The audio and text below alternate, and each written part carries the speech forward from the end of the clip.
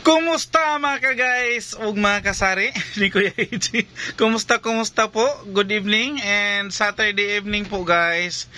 Kumusta ang tindahan ni Kuya AJ and kumusta si Kuya AJ after 1 week? 1 week na walang vlog si Kuya AJ. Kumusta ka? Ano nangyari? Bakit walang vlog si Kuya AJ? Kumusta ang tindahan natin? Ang nangyari po guys is na-busy si Kuya AJ. Na-busy sa aming tubigan dahil nag-emergency resign po yung aking delivery doon. So matik na si Kuya AJ po ang humalili para mag-deliver.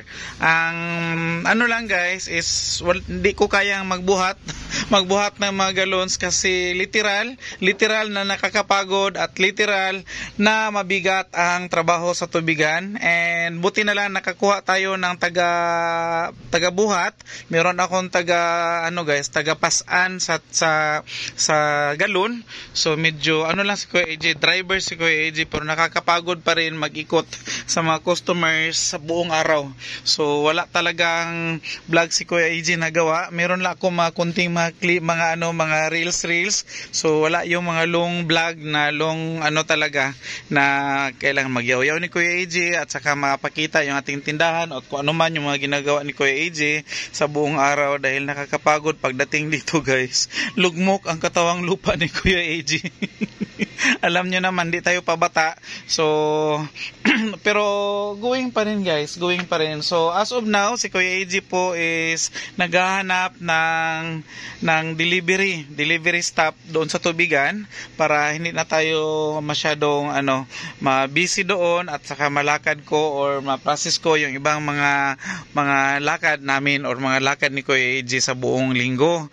So, as of now, wala pa kami nakita kasi gusto ko na kung makakuha man ako guys ng delivery is dapat yung magtagal siya sa trabaho at saka hindi yung titikman ka lang ng isang linggo or ilang araw tapos aalis ulit. Dahil pag nag-apply sila, sinasabi ko kaagad na ang trabaho is mabigat kasi totoo naman talaga na mabigat ang trabaho. So hindi siya biro na parang naglaro ka lang.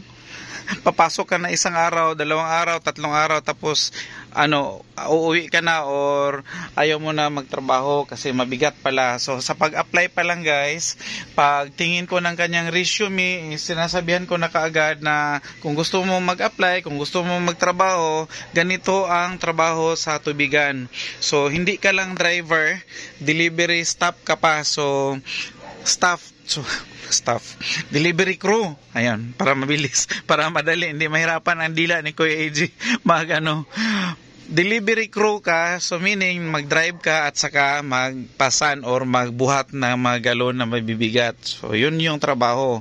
Hindi naman siya masyadong guys, busy talaga sa buong linggo na lahat halos na oras is kasi may mga araw na matumal din, parang sari-sari store lang na medyo may malakas na araw, meron din araw na matumal, pero naman guys, tawag nito, okay naman yung dating ng ng sales ng tubigan. So pwede tayo makuha natin yung renta sa buong buwan kasi nagre-rent kami doon, so makapagsahod tayo ng tauhan, makapagbayad ng mga taxes, mga remittances sa BIR at saka mga gastusin, mga overhead expenses tulad ng mga gamit doon sa tubigan, and especially yung kuryente at saka yung bill sa tubig mabayaran. So may maiwan konti kay Kuya AJ at kay Mamiya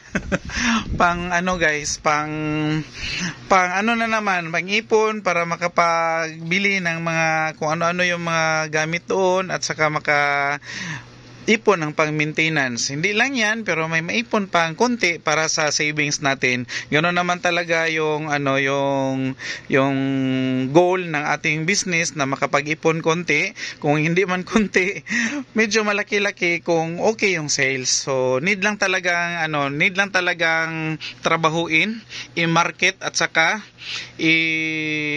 guys, ayusin mo yung management mo sa financial management mo at saka doon mismo pag-manage mo sa business mo para kikita ka.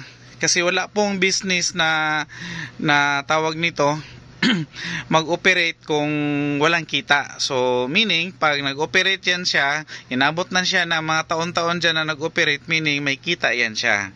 So yun po yung pinagkaabalahan ni Kuya AJ. So kung may mga kakilala kayo dyan, lalong-lalo na yung mga taga dito sa barangay namin or mga kalapit barangay, kung may makakilala kayo na kailangan ng trabaho, hiring po si Kuya AJ ng delivery crew sa aming tubigan. So magpasa lang ng resume doon sa water filling station mismo sa Aquashane para matawagan kayo para sa interview, or kung andon ako mismo, kung pagpasa ninyo, diretso interview na yan. So kung sakasakali na makapasa kayo sa interview, hindi naman mahirap mag-interview si Kuya AJ, at saka hindi ako guys, hindi masyadong mataas yung standard ni Kuya AJ.